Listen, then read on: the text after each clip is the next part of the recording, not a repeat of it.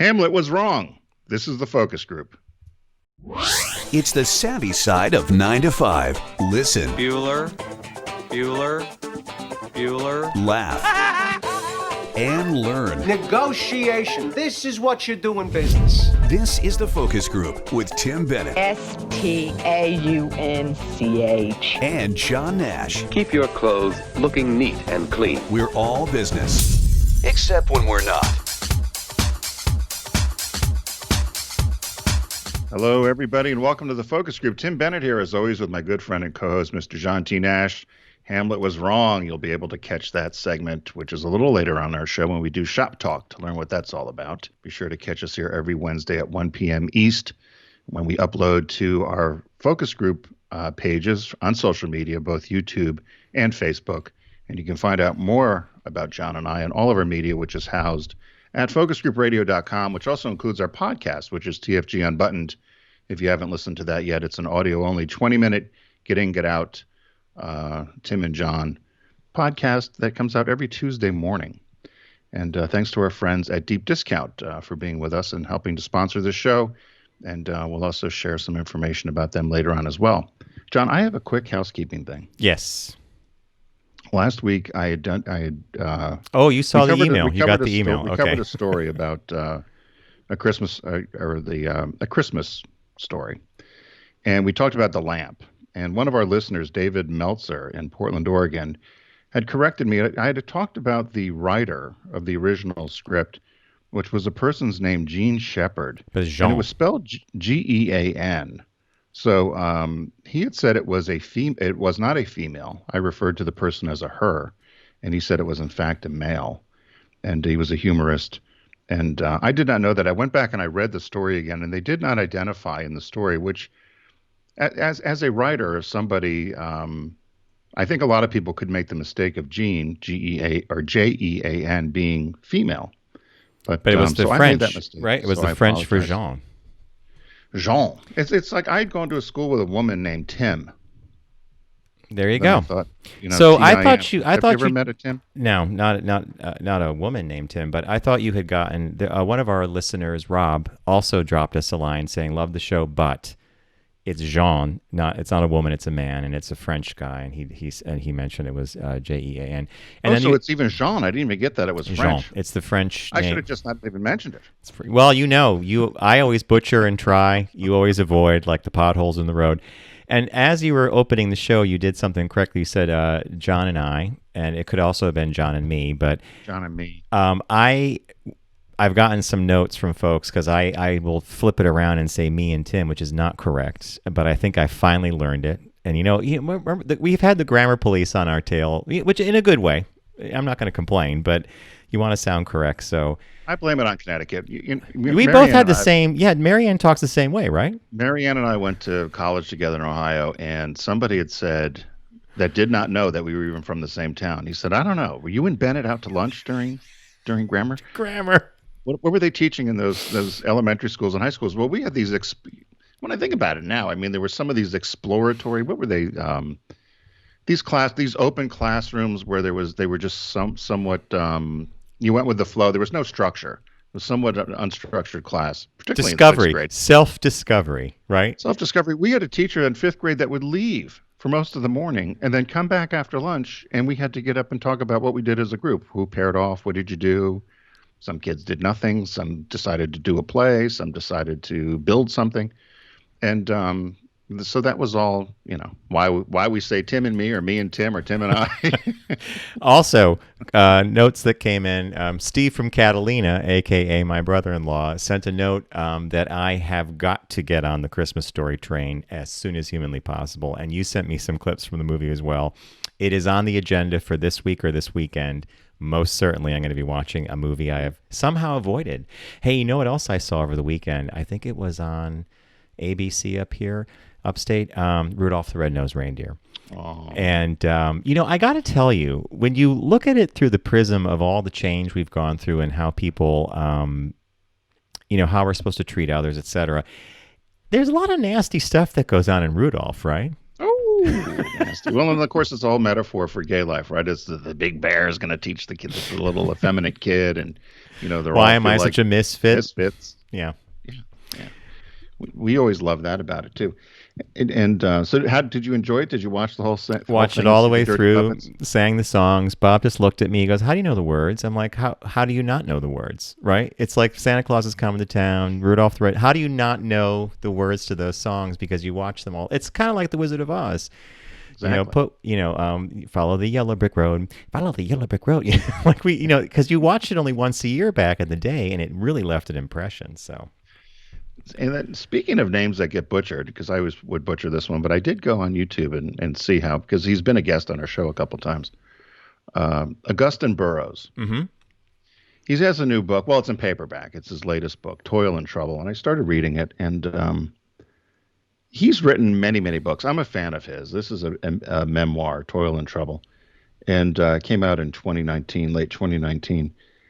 I'm amazed that as many stories as he's told, that some of these have not come out. But do you know he now says he's a witch?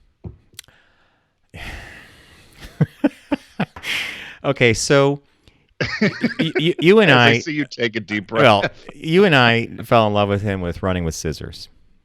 A book that Television, I believe, was his first book, and we interviewed him back in our XM days, XM radio. Right.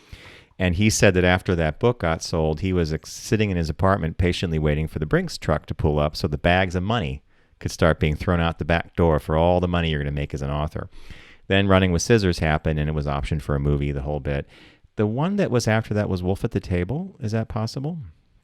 Yeah, there was Dry. And that there were was so many of them. some kind of interesting. And then there was that self-help guide book, or Yep. And then, so as an author, I feel I've always loved him, and I loved his stories about being in advertising. He was a wonderful guest to interview, but I have not read more of him. And I wonder if that's the case with many of us, with some authors. There's that one book that goes, to orbit, stratospheric, and then others just don't kind of reach that critical mass, right? Well, I read a lot of reviews about this, and then I went so I'm down in Delaware, so I went to an independent bookstore called Browse About Books because I wanted to support them. So they had one copy, so I purchased it. That's kind of like a store up by us called Random Harvest. One pepper, Right. one cucumber, one onion. Random Harvest, right? Anyway. So I supported my local bookstore, and I bought the book. I thought, well, I'll read it. And I started, and I fell asleep twice, just trying to get through 4 or 5 pages, because as I started reading it, I thought, oh, my good gosh, now he's a witch. And talking about reasons calling why on he's a Dr. witch. Bombay, Dr. Bombay. Well, remember the one time he was on and said he killed somebody? Remember he was on the show and Yes. killed somebody? Yeah, I remember that, yeah. But doesn't really remember it. I'm like, I would think that would be a pretty formative thing. Let me ask you a question about reading, because you said something that was like a tripwire for me. Are you reading before you go to sleep, or are you reading just during the day? This I started the afternoons, and sometimes in the afternoon I'm tired anyway. But I don't. No, I haven't read in bed, and I was reading on the sofa, and then I went outside a little bit on the porch and read because it was so nice this weekend with the weather. But no, I haven't read, and I thought of getting the book on Kindle? or the Apple Books or whatever, the iBook thing, because I thought it might be easier for me to just have that rather than the type. I'm able to read it with my glasses on, but so it had good reviews. The reason I asked, similar to David Sedaris, I wanted to read more of his stuff, and I haven't. But Sedaris, definitely yes. Although some of the latest pieces have been repackaged collections of his famous short stories. But the reason I ask about what time of day you're reading is like I find lately that if I'm reading news, which we know articles have a certain length, right? They're going to be a 2-minute read or whatever. Anything longer than that lately, I actually find myself getting very relaxed and lulled into, my eyes start drooping, and that's not like me.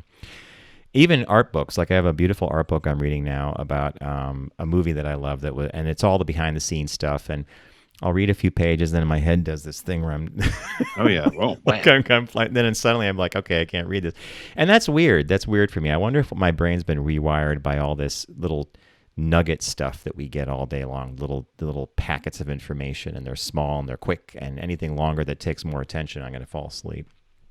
Yeah, you have to be. I was excited to get into this and start it. I mean, hopefully it gets better as I go along because it did have great reviews. But, I don't know if it's all going to deal with the fact of him proving that he's a witch. Apparently, he sees things before they happen. Toil, toil, boil, and trouble. By the pricking of my thumbs, something wicked this way comes. He's a witch. If you see, there it is there. Toil and trouble. Oh, my God. So he's really using the boil, boil, toil, and trouble. Yeah. Okay. He's a witch. He's a witch. So we'll see how it goes. I'll keep you posted. There you go. Okay. So what caught your eye this week, Mr. Nash? What caught your eye? Here's what Tim and John found. A product that you and I have seen for years, and we've puzzled about it, right? And several months ago, apparently George Clooney was on one of the evening talk shows, and he commented that during the event he was happily cutting his own hair with a Flowbee, and I thought about it, and I'm like, the Flowbee, and then it came back up again, and it turns out that the Flowbee, because Clooney mentioned it again, gave it a shout out, it's completely sold out. So the headline read, Flowbees completely sold out after George Clooney shout out. He needs to run it over his beard. I didn't know he had that beard. Look at how ratty that beard looks. Yeah, that's an older picture, actually. He's not sporting that now because he's getting ready for a press tour for a Netflix movie he directed, a sci-fi film. Ever since George Clooney revealed he cuts his own hair with a do-it-yourself device famous for its old infomercials, people have been going with the Flowbee so much, they've been going crazy buying it. Troy Huntz, the vice president of Flowbee, told TMZ, where I got this from, the actor's public shout-out in support of the product last week resulted in sales going up tenfold. And its website was so overloaded, a lot of customers weren't able to complete their orders. Hunt says Flowbee had seen a boost in 2020 compared to recent years due to the event with barbershops and hair salons closed, but that uptick was nothing compared to what he's calling the Clooney effect. The Flowbee VP tells us they're completely sold out and will be at least 2 to 4 weeks before they can get supply back up to meet demand. As for the Clooney boom, Hunt says it was a huge surprise because the company hasn't worked with him before and didn't even know he was a customer. So that's the kind of shout out that companies love because they're not working with him as like an influencer or something. He just basically said, yeah, I cut my hair with a Flowbee. But let's recap this for people who might not know what the Flowbee is. It's some kind of vacuum cleaner thing that sucks your hair up, and then there's blades that are at certain level. Yeah, you hook it to your vacuum. So there you go. You're just saying you hook it to, about. So what's going on? Oh, yeah, friends of mine at college got them, half in the bag. You came back from downtown drinking, and they'd order these things and these infomercials. And this one guy, Tom, ordered the Flowbee. His hair was a wreck. You put it on the end of the nozzle, and the blades, as you said, spin. And then you put it in there's different sizes, and you run it so maybe the side of your head you want to do a certain length, and then the top, similar to what you would do with clippers, but you can't get it right. And so Clooney's always had this kind of short hair all around his head, so I would think for him maybe it's pretty simple, but for most people, this guy's hair would get tangled, it would pull, he'd scream, and we always thought it was a joke. The vacuum cleaner's going. I didn't know it was still around. I'm shocked when you found this story. I didn't know that they were still making the Flowbee. Yeah, well, and it's... What are we doing wrong? Well, I don't know what we're doing wrong because, well, first, maybe we're doing things right. I would never assume to create a device that hooked up to my vacuum cleaner and then had blades at one end that sucked my hair up and then cut it to a certain length. I mean, I've been cutting my hair for years, but then it's a crew cut, so you can't really go wrong with that. And, our friend Brian from AdMark 360 basically walked me through that. Okay, don't be scared, dude. Start with the biggest number, got the guard that goes on the clippers, and go down to the smallest. Go around your head. You'll be done in like 10 minutes, and it's never been a problem. I agree with you. Do you keep it at one size? Do you keep it at one length? No, I actually do the sides a little shorter than the top. So there is a little artistry, although, you would never know. In fact, folks that, I'll say to Bob, I cut my hair. What do you think? Oh, it looks the same as it did like a day ago, a week ago, a year ago. How often do you cut it? Once a week. Oh, good for you. Keep it clean and neat. Jeez. Yeah, so this Flowbee thing. I'm shocked, A, that it's still around, and I wonder what it costs. It reminds me, remember we had the shake weight? We did the shake weight when Paul Hagen was on. And do you still have your shake weight? I recently donated it to the Salvation Army or Goodwill and the thrift store. And I tried it out again, and I thought, oh, my God, I can't believe we fell for this. We were all going to lose 20 pounds in 2 days, shaking our way to thinner bodies, the shake weight, and yeah, that's like the gazelle, like the stir, all that stuff. The gazelle, that guy going back and You gotta forth. come up with something, Nash. Come on. You're very smart. You're very creative. I want you to, in the next 30 days, you got to come up with something. I'd like to come up with something that's somewhere between a pet rock and a Flowbee. Yeah. I don't know what that is yet, but it's got to be as simple as picking up something off the dirt in the street and putting it in a box of straw and selling it for $9.99, or the vacuum thing that sucks your hair up and the blades. I'm sure somebody's come up with the pet something, right? There's probably the pet leaf, the pet wood. That's probably all been run through. Bob was asking me about gifts for some of his coworkers, and being that everybody's inside, it's going to be kind of a long winter as we wait for the vaccines to be distributed, and even then, it's going to take time to unwind all this. I said, you should buy them like a high-end version of sea monkeys. Remember the sea monkeys? Weren't those brine shrimp or something you would put in water and you'd watch them grow? Yeah, I don't think that's a good gift. Or how about magic rocks or something? Right down the toilet. Sea monkeys? Are you kidding me? I just thought, hey, maybe you could buy like a home tomato garden for your windowsill or something, whatever. But I went to ant farm. Maybe an ant farm. Ant farm could be fun to watch. They're very industrious creatures, right? Anyway, what caught your eye? Well, you can get them a ceramic tree. That's what caught your eye. So we had talked about this on the show about how my grandmother had one, how easy Christmas was. You just plug it in. And so as we talked about it, it's almost as if our social media or whatever listens to us, because all these stories started popping up in my feed about the ceramic trees. So one of them came from Martha Stewart. And essentially it says your ceramic Christmas tree figurines may be worth hundreds of dollars online. And so this was a Martha Stewart living, which I didn't even know still existed. So I was clicking around on the TV, and I actually did come across the old Martha Stewart shows from 2003, 4, 5, 6, 7. Obviously, there was a gap when she was unfortunately detained. When she had the ankle break, yeah. Detained. Nice way of saying it. Detained. But boy, those don't hold up. No. Have you watched any of those old shows? I saw one. I was shocked about how poor the camera work was. And she'd be saying something like, oh, you cut this out, and then the camera would not even be anywhere near her cutting it out. And then you paste it on here, and the camera would be off again at another angle. It would be blurry. I was shocked about how poor the camera work was. Maybe we're just used to them having gotten so much better in the last 5 or 6 years with tech, with doing these craft shows and stuff. But watching her try to make a souffle or whatever she was doing, I actually did want to see what she was doing, and half the time the camera was in the wrong place. But so the story popped. So I went there to look, and then the story was on her page, and it says that it seems that these Christmas trees, these ceramic trees from the 70s, are in very hot demand, but you have to get them before December, and you have to get them sometime around November, December, or you're not going to get them. Or if you find them earlier, you'll get them for less money. So this was if you had one and you wanted to sell it. So what do you think they're selling for on eBay or some of these places? Is it a guessable number? Or is it a crazy number? I think it's guessable. I don't think it's too outrageous. I'm going to say $75. They're around 200. Wow, that's actually far more surprising to me than $75. Yeah, they said if you have these, and they said if you could pick them up at a thrift market or a tag sale or something, or you can get them in July-ish, or spring when people have these things out, Christmas things. They said the ones that twinkle or the ones that have the snow on them or play music certainly are worth more money. But anybody who tries to get one now, if you were in December trying to get one, that's when the prices go up. But they do drop dramatically after Christmas, more so than other items. And they said that, or the suggestion, of course, from Martha was, or don't sell it and just bring it out and plug it in and tell a story about your aunt or grandmother or mother or whoever had this. And that's the best gift of all. And she says it has the gift has emotional value, which is the best gift at all. And it has gossamer wings. Now, gossamer was one of the words we had that was one of the most beautiful words in the English language. Yeah. You have one. I know my mom has one. My grandmother had one, right? Yeah. And they do come out. And I've always loved these things because it's a tree.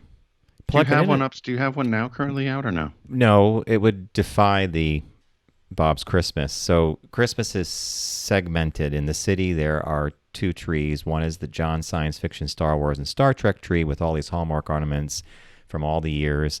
Yoda, Darth Vader, all these ships, Star Trek stuff. Then there's Bob's Liberace tree. And then up here at the house, we have Bob's traditional Christmas, which looks more like one of these ceramic trees, but it's real. It's all the blown glass. It's the whole bit. And he just put the train set up underneath, which is actually kind of fun and cool. What if you were to get one of these ceramic trees and plug it in? Oh, he'd probably put it up. roofs? This would be allowed because it's classic. It's traditional. Okay. So there's a classic Christmas up north, and there's a modern Christmas In the city. Yeah. An urban Christmas. Okay. Well, that's pretty good then.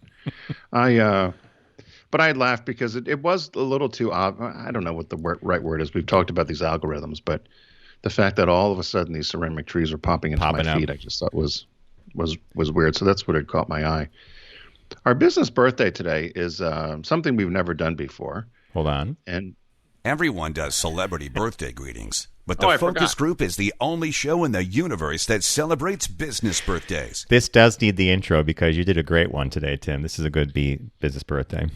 Well, so happy 76 to Yosemite Sam, or as our president called him, Yosemite, Yosemite Sam. But and probably that. So there's a couple things. So Yosemite Sam, the cartoon character voiced by Mel Blanc, and he celebrates his 76th birthday. As I said, born December 16th, 1944, is when he debuted, and of course has gone through a number of changes along the way. I did not know he had a full name. Neither did I. What is the full name? So I was going to give this to you to put on the slide, but we know him as Yosemite Sam. His full name is Samuel Michelangelo Rosenbaum.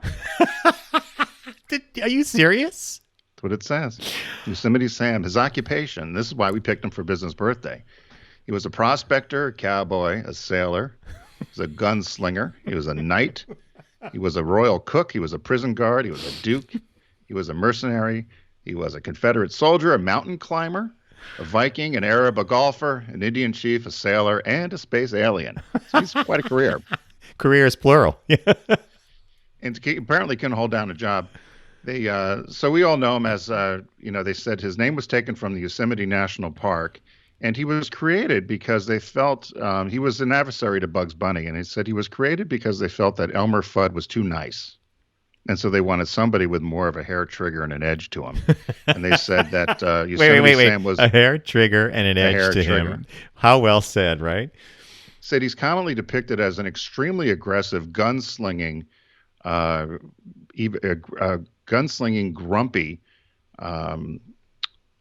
character that with a hatred of rabbits and had a hair trigger. His demeanor was fiery.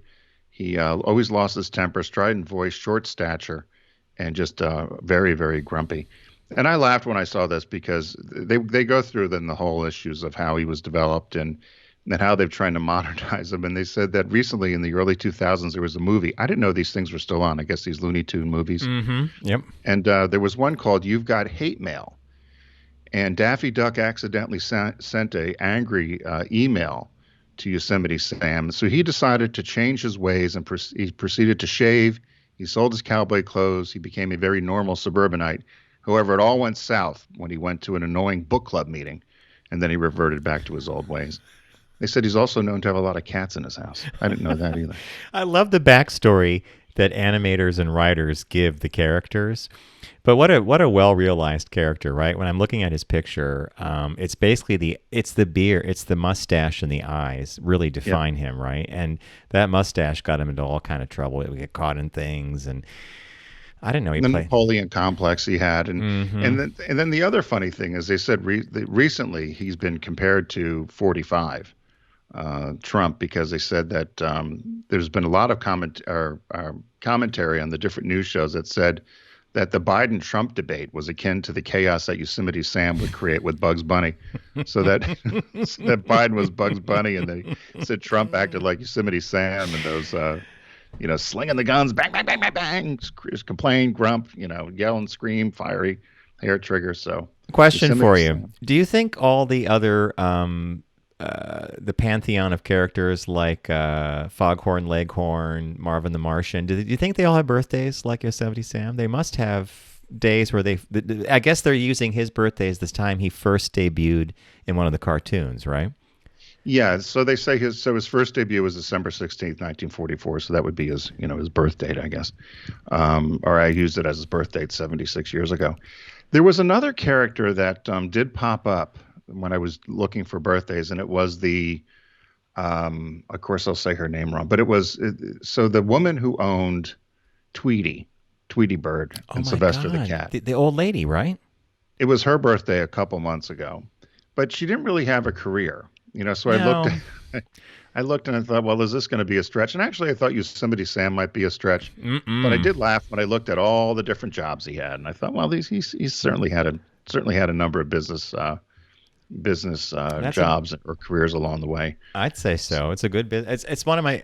When you sent it over for me to incorporate the graphics, I just bust out laughing, and that made me think of Foghorn Leghorn, one of my dad. I say, whoa, boy. I say, whoa, but one of my dad's favorite characters growing up. They all do have a date. Whether it's a debut date. Okay. Yeah, they all have a debut date, and that'd be a funny thing to do one time. But I always liked this character. And I don't know why. I mean, there were certain characters. Of course, you liked it. All these characters are great. Devil. I used to like the Tasmanian Devil too. I just thought the Tasmanian Devil was funny. But yeah. Remember, Tasmanian Devil would go through a tree, and the thing that or a rock, and all that was left was the exact shape of that tornado that he was, with the little grooves and stuff. I mean, it's so brilliant. And then nice Yosemite birthday. Sam, or as our president would call him, Yosemite Sam. Yeah.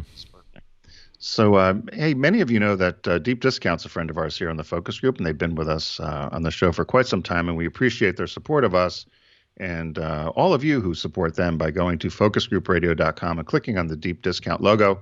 There's lots of great things to shop for, and the ability to own your passion, which is their tagline. And aside from DVDs and movies and music, there's all kinds of other things to explore on their site. So we invite you to go to Focus Group Radio and start exploring at Deep Discount. So, Mr. Nash, any last-minute gift ideas you came across this week? I would highly recommend the following. And I had not been aware that this was also available on Criterion, which tells you that as a comedy, this is definitely up there. You and I are big fans of Matthew Broderick. I'm also a huge fan of Reese Witherspoon. And do you remember the movie Election? I don't. Oh, Reese Witherspoon plays Tracy Flick, and she gets on the nerves of Jim McAllister, played by Matthew Broderick, and she wants to run for president of student council. He does not want her to win. It is a hysterical. Bob and I love this movie. It's a lot of fun. So it's perky, overachieving Tracy Flick gets on the nerves of history teacher Jim McAllister to begin with. But after she launches her campaign for high school president and his personal life starts to fall apart, things spiral out of control. It is a very, very funny movie, a little bit of a dark comedy, but I highly recommend Election. Is this one that you saw in a theater originally? We did, yeah. And I have not seen it on TV too often, and I can tell you if it's on Blu-ray and it's from Criterion, it's going to look fantastic. And Matthew Broderick, they both turn in amazing performances, and it's a great cast, but I think you would really, really find it funny. So my recommendation for a gift is Election from Criterion. I love that because I like Matthew Broderick, so I'm surprised that one. Although I was kind of missing during that time frame, '99. Where were you? I think about it. A lot of people talk to me about TV shows and all kinds of things. I have no idea. I didn't watch a thing. I didn't really watch a lot of TV or do any media stuff. I don't know what I was doing. I'm trying to figure it out. It was out. I was out. I was eating. I was You doing need therapy or something to figure that one out, right? Yeah. So I had picked. I love documentaries, and as it was going through the last-minute gift ideas section, this had popped up, and it reminded me a little bit of my roommate in college. It's called The British Invasion, five documentary collection, and it goes through a collection of documentaries of the British invasion, meaning the rock bands that we all know well, the Beatles, the Rolling Stones, and the Who. And my roommate was a huge fan of this sort of music, and of course a lot of people were. And so there's these 5 documentaries. You can get them through Deep Discount. It's a 3-disc set, and it goes through kind of the genesis of a lot of the bands and some of the people involved and how they exploded in popularity and so forth. So I'd recommend The British Invasion. It's such a nice compliment for the fact that so much of our early lives were dictated by not just the rock that was all the different styles of music that were coming out of the UK, right? All the way up until new wave, and so this is a good one. You really find some fun stuff for recommendations. Congratulations! And it was just released in August of 2020, so it's new. Probably not something that so it's new. So if you wanted to get that as a gift, and the DVD's under $20, but of course it comes in a number of formats. If you check it out at deep discount. And what's our release this week? The new release this week is a movie that was eagerly anticipated. It's called Tenet, and it stars John David Washington, which is actually Denzel Washington's son. And if you remember him, you might have seen him in Black Klansman. He played the black detective who was out in Colorado Springs at the time period it took place in. Michael Caine's in the movie. This is a movie by Christopher Nolan, who has given us some amazing mind-bending films, Inception being one of them. So this was really anticipated, and then the event happened and theaters closed. It was released briefly in theaters, but it didn't get the kind of box office it should have because it was made to be a big, big film. And I'll read the description here. Armed with only one word, Tenet, and fighting for the survival of the entire world, the protagonist journeys through a twilight world of international espionage on a mission that will unfold in something beyond real time.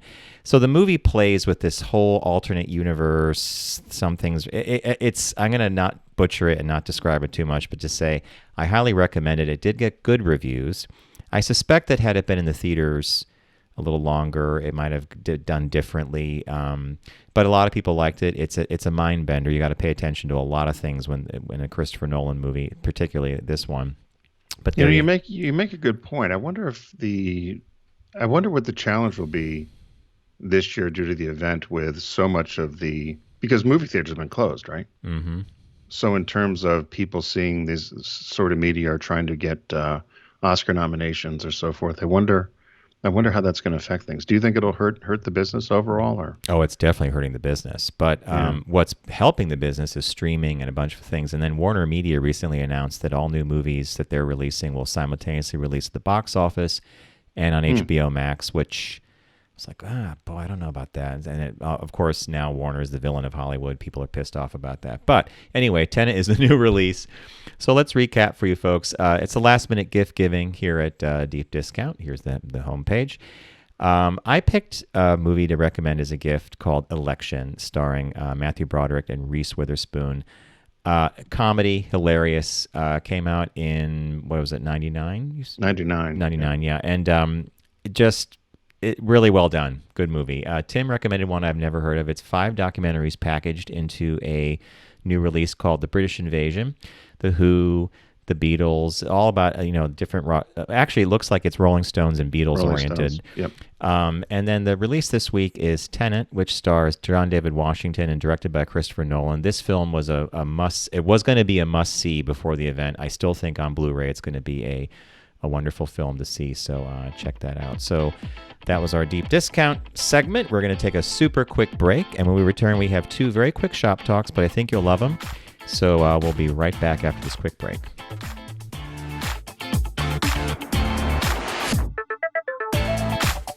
You're listening to The Focus Group with Tim and John. Learn more at focusgroupradio.com.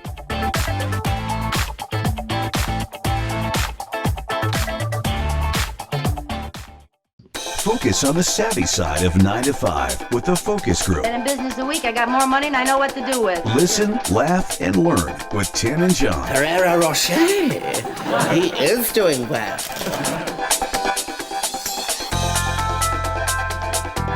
And welcome back to the Focus Group, or as our bilingual friends would say, El Grupo de Enfoque. I don't know if you know that, John. I'm trying to think of what it would be in French.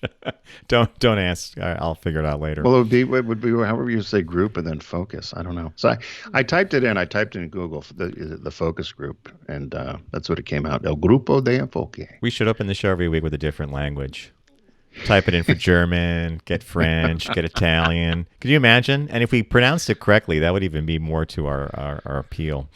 Well, back in the day when we were at XM Radio, they had some great imaging. They had the best imaging at XM before we went over to Sirius XM. But XM had some great imaging for us, which there was one actually in Spanish, which was hilarious. Which you were the inspiration for that. So imaging, just for listeners, imaging refers to all that stuff you just heard, music and voiceover, and like the opening of a TV show or something. But with radio and talk and podcasting, it's all audio. And Tim had said to the engineer that was doing the imaging down at XM.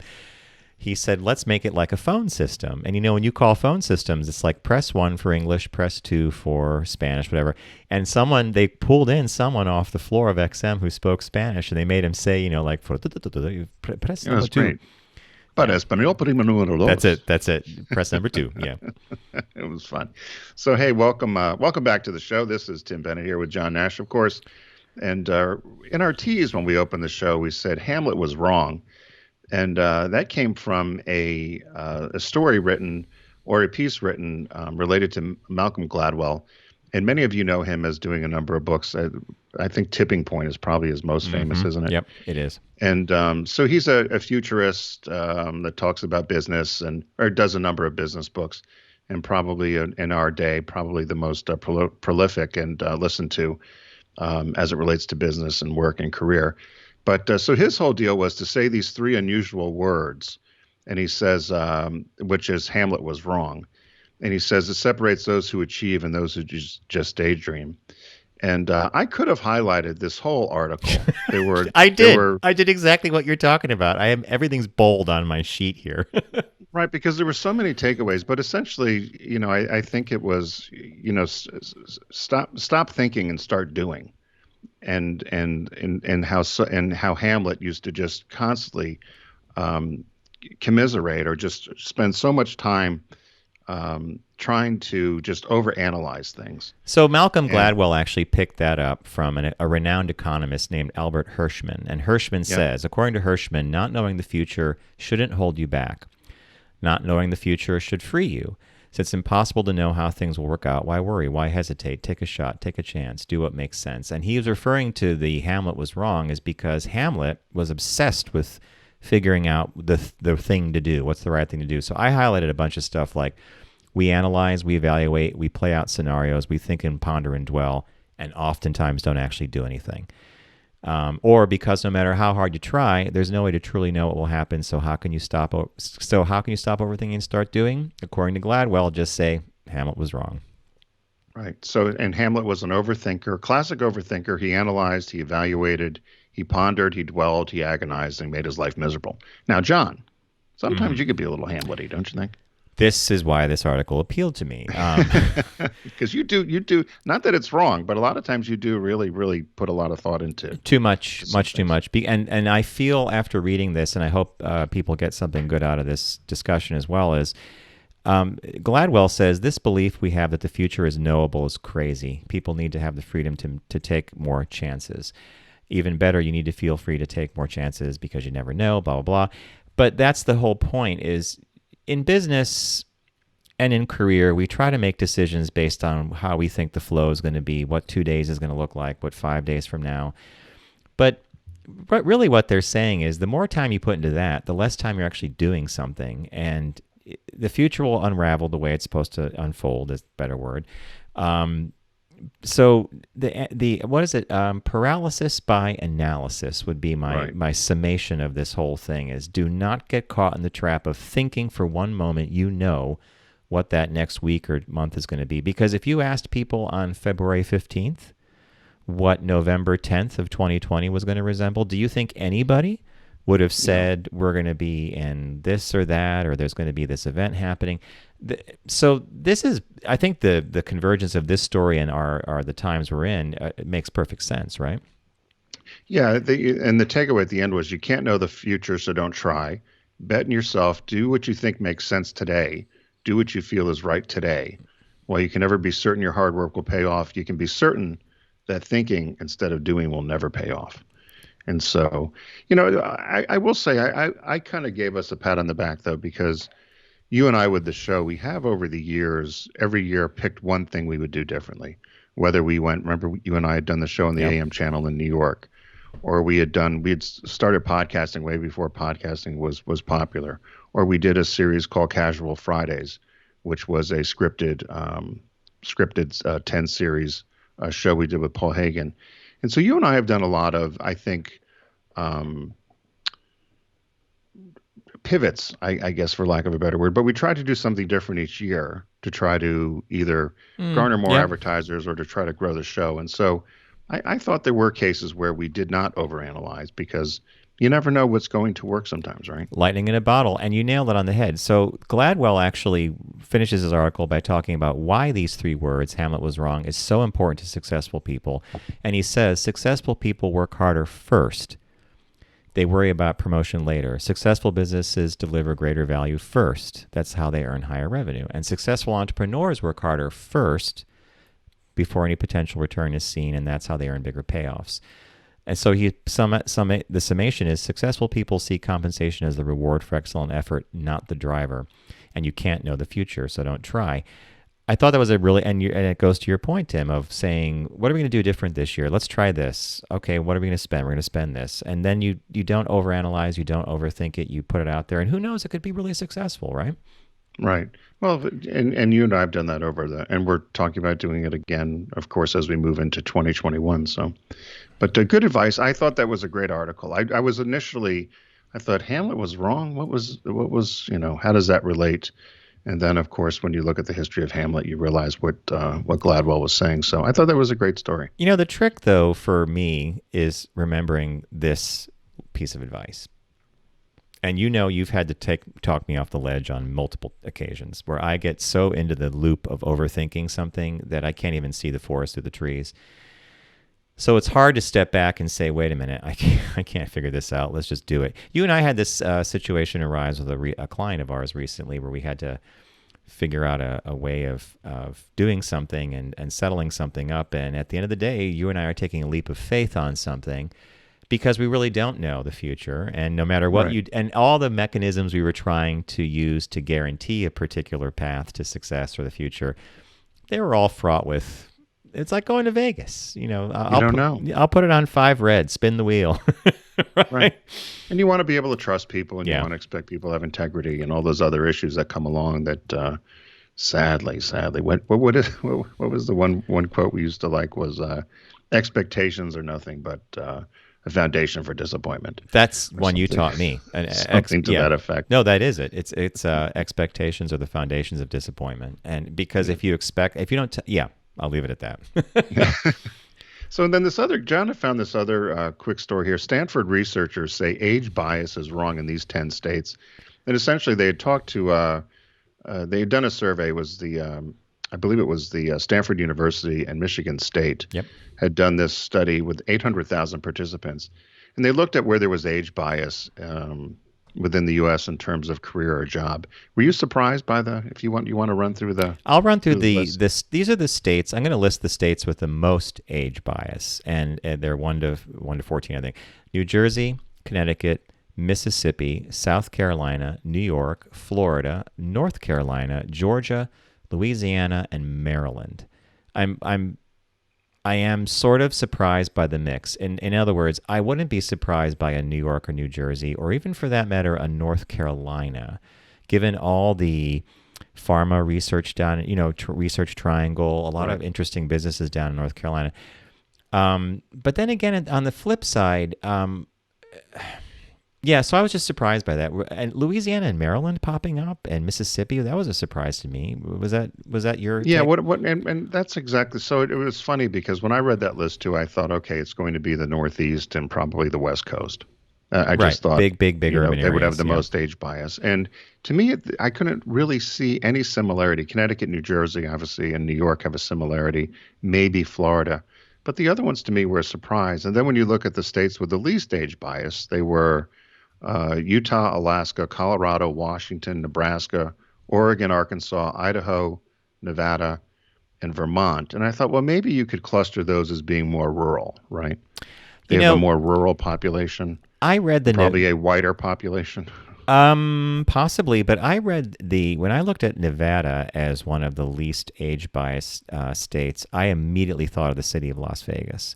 And I've always been, every time we've ever been to Vegas, I've always been surprised by the wide range of ages that work at the casinos and the big hotels. It's everybody from some kids in their, teens, first job in their 20s, all the way up to people that have been working for some of these organizations well into their 50s or 60s. And it just seems like a really interesting and great group of talent, age notwithstanding. So Nevada made sense to me for at least age bias. Colorado was a bit surprising, but everything else kind of lined up here. It's the states with the most that was the one that was a head scratcher for me. Right. And then they broke it down even further to countries. And so, not surprisingly, the least age biased countries were Asian for the most part, Japan, China, Korea, India, and then Brazil. But and that's we all know that the Asian population actually has a strong respect for elders. Yeah, very much so. And the elderly population. And then in terms of states that are in terms of countries where they did find bias, and I don't know how they found these, but or how they came up with a list other than all the same criteria. But it seemed a little bit I don't know, was it a hodgepodge view? Germany, Ireland, South Africa, Australia, the U.S. That's yes, hodgepodge, correct. Because if you're going to tell me Germany and Ireland have problems with age bias, why wouldn't you mention the possibilities of the UK, Spain, France? I mean, because they're all part of the EU, right? Poland, Portugal, yeah. So, the one of the researchers finished the article by saying, older adults are one of the only stigmatized groups that we all become part of someday. And that's always struck me as interesting, that we would treat so poorly a group of people that we're destined to become someday. Yeah. How much more can you say about that, right? Yeah, no, that summed it up. I thought that was a perfect comment. That's the one thing we all have in common, right? We're all going to age.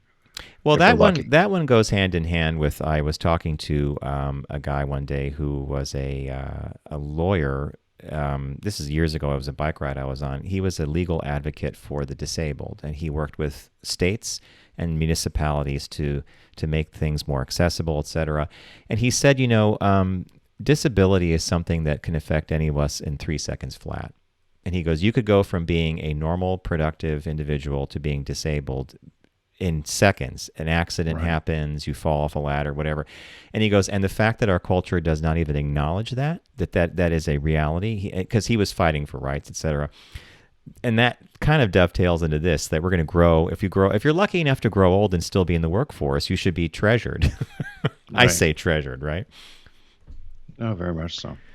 So there you go, folks. Good articles there, Mr. Nash. Thank you. It's again, I could read this stuff without going to sleep. It's novels lately that are causing me all sorts of trouble. So we want to thank you for joining us today, and a big thank to Deep Discount. It's the last-minute gift sale going on over at Deep Discount. Get there by going to focusgroupradio.com, clicking on the shark logo called Sharky. Sharky. And start your shopping away. I picked Election, which is available on Criterion. It's Matthew Broderick and Reese Witherspoon.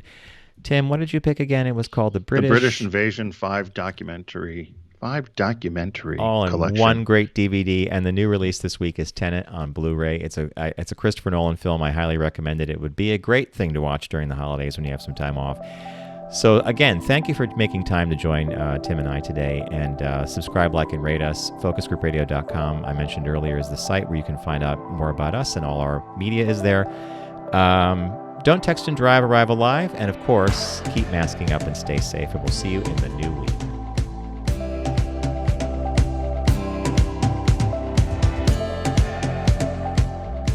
It's The Focus Group with Tim Bennett and John Nash. Accessible on all platforms. Subscribe, like, and rate us on your platform of choice. Learn more at focusgroupradio.com. That was a stunning focus group.